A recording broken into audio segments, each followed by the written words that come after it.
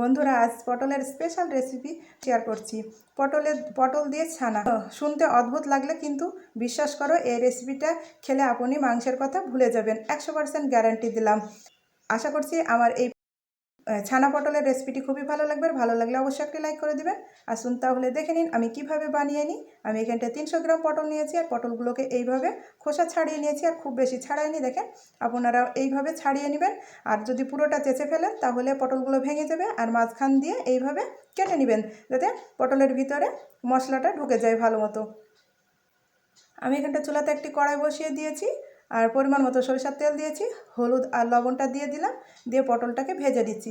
আপনাদের হাতে যদি সময় থাকে তাহলে আপনারা হলুদ লবণ পটলে মাখিয়ে দিয়ে 5 মিনিট রেখে দিতে পারেন, তারপরে ভেজে নিতে পারেন।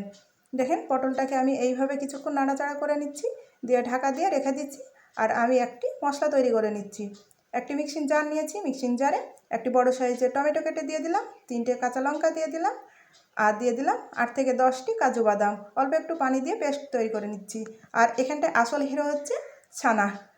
ছানা দিয়ে তো এই পটলটা বানিয়ে নিব। আর ছানা তৈরি করা আমি আপনাদেরকে শিখিয়ে দিচ্ছি। চুলাতে আমি কড়াই বসিয়ে দিয়েছি, 500 গ্রাম দুধ নিয়েছি, আর দুধটাকে দেখেন ভালো করে ফুটিয়ে নিয়ে একটি লেবু চিপে দিয়ে দিলাম, আর ছানাটা আমার কেটে গেল। আপনারাও এইভাবে বাড়িতে খুব সহজেই ছানাটা বানিয়ে নিতে পারবেন, দোকান থেকে আর কেনার দরকার নেই। দিয়ে ছানাটা আমার দেখেন হয়ে গিয়েছে, আর কতটা সফট হয়েছে দেখেন। হাত দিয়ে এইভাবে ছানাটাকে চটকিয়ে নিচ্ছি, আর ভালো করে চটকিয়ে নেবেন। দিয়ে সাইডে রেখে দিলাম। আর ঢাকাটা সরিয়ে দেখেন পটলগুলোকে এইভাবে নাড়াচাড়া করে ভেজে নিচ্ছি। পটলগুলো ভাজা হয়ে গিয়েছে, তুলে নিচ্ছি। আর আপনারা পটলের রেসিপিতে অনেক ধরনের খেয়েছেন, কিন্তু এইভাবে একবার ছানা পটলের রেসিপিটা বানিয়ে খেয়ে দেখুন, খেতে দুর্দান্ত লাগবে।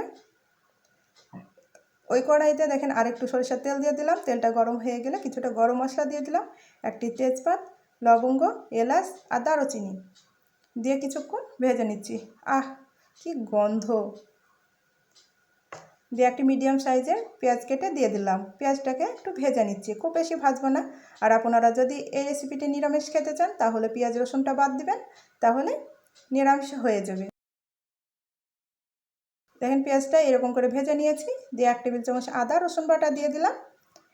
আর আপনারা যদি নিরামিষ খেতে চান তাহলে এই পর্যায়ে আদা বাটাটা দিয়ে দিবেন। দিয়ে কিছুক্ষণ এইভাবে ভেজে নেবেন, যাতে আদা রসুনের কাঁচা গন্ধটা চলে যায়। দেখেন আমার ভাজা হয়ে গিয়েছে। এই পর্যায়ে বাকি মশলাগুলো দিয়ে দিচ্ছি। আমি যে পেস্টটা করে রেখেছিলাম টমেটো, সেটা দিয়ে দিলাম। দিয়ে এইভাবে আবারও কিছুক্ষণ কষিয়ে নিচ্ছি। আর চুলার আঁচটাকে মিডিয়াম করে দিলাম। মিডিয়াম আছে আপনারা এই মশলাটাকে কিছুক্ষণ কষিয়ে নেবেন। চুলার আঁচটাকে যদি হাই করে দেন তাহলে এখানে বাদাম দেওয়া আছে, তলাতে লেগে যাবে। আপনারা যদি এই ছানা পটলটা একবার বাড়িতে বানিয়ে খান তাহলে সত্যিই বলছি মাংসের কথা একেবারে ভুলে যাবেন। 1 চা চামচ হলুদ গুঁড়ো দিয়ে দিলাম, স্বাদ মতো লবণ, আর 1 টেবিল চামচ জিরা বাটা, আর 1/2 চা চামচ ধনিয়া গুঁড়ো দিয়ে মশলাটাকে ভালো করে কষিয়ে নিব যতক্ষণ না তেল ছাড়ছে। দেখেন তেলটা ছেড়ে দিয়েছে। এই পর্যায়ে আসল হিরোটা দিয়ে দিচ্ছি। দেখেন ছানাটা আমি ভালো করে চটকে নিয়েছি, দিয়ে দিলাম। আর এই ছানাটা দেওয়ার কারণে কিন্তু এই পটলগুলো খেতে যা লাগে, আহ, মাংসকেও ফেল মারবে। দিয়ে আবারও ভালো করে এইভাবে দেখেন কষিয়ে নিচ্ছি। দেখেন কষানো হয়ে গিয়েছে। এই পর্যায়ে পটলটাকে দিয়ে দিলাম। দিয়ে পটলটাকেও ছানার সঙ্গে ভালো করে দেখেন কিছুক্ষণ কষিয়ে নিব।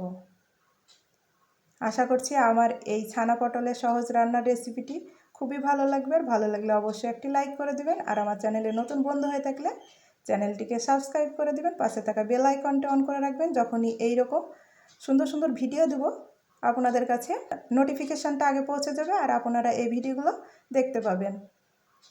দেখেন কষানো হয়ে গিয়েছে। এই পর্যায়ে গরম পানি দিয়ে দিলাম। আপনারাও এই গরম পানিটা দিয়ে দিবেন, তাহলে পটলের টেস্টটা অনেক সুন্দর আসবে। আর ঝোলটা আপনাদের পছন্দ মতো দিয়ে নেবেন। আর দেখেন গ্রেভিটাও কত সুন্দর হবে। দেখেন ঝোলটা দিয়ে ভালো করে এইভাবে নাড়াচাড়া করে নিচ্ছি। দিয়ে 5 থেকে 10 মিনিট ঢেকে দিব ভালো মতো ফুটে গেলে। দেখেন ফুটে গিয়েছে, আমি ঢেকে দিয়েছি। 10 থেকে 15 মিনিট পর ঢাকাটা সরিয়ে 1 চা চামচ গরম মশলা গুঁড়ো দিয়ে দিলাম আর 1 টেবিল চামচ ঘি দিয়ে দিলাম। দিয়ে একটু নাড়াচাড়া করে নিয়ে চুলার আঁচটাকে বন্ধ করে 5 থেকে 10 মিনিট ঢাকা দিয়ে রেখে দেব। আপনাদের হাতের কাছে ধনিয়া পাতা থাকলে আপনারা ধনিয়া পাতাটা দিয়ে দিতে পারেন। এই রেসিপিটা নিরামিষ খেতে চান তাহলে অল্প একটু চিনি ব্যবহার করতে পারেন। ব্যাস হয়ে গেল আমার ছানা পটল। মাশাআল্লাহ, দেখেন গ্রেভিটা কত সুন্দর হয়েছে। আর এই গ্রেভিটার জন্যই আপনারা মাংসটাকে ভুলে যাবেন, গ্যারান্টি দিলাম। দেখেন একটি প্লেটে তুলে নিচ্ছি আর দেখতেও কতটা সুন্দর লাগছে। গ্রেভিটা কত সুন্দর হয়েছে। আমি একটি পটল কেটে আপনাদেরকে দেখাচ্ছি কতটা জুসি হয়েছে। দেখেন ভিতরটা কত জুসি হয়েছে, গ্রেভিটা ঢুকে গেছে। এটি খেলে আপনি মাংসের কথা ভুলে যাবেন, 100% গ্যারান্টি।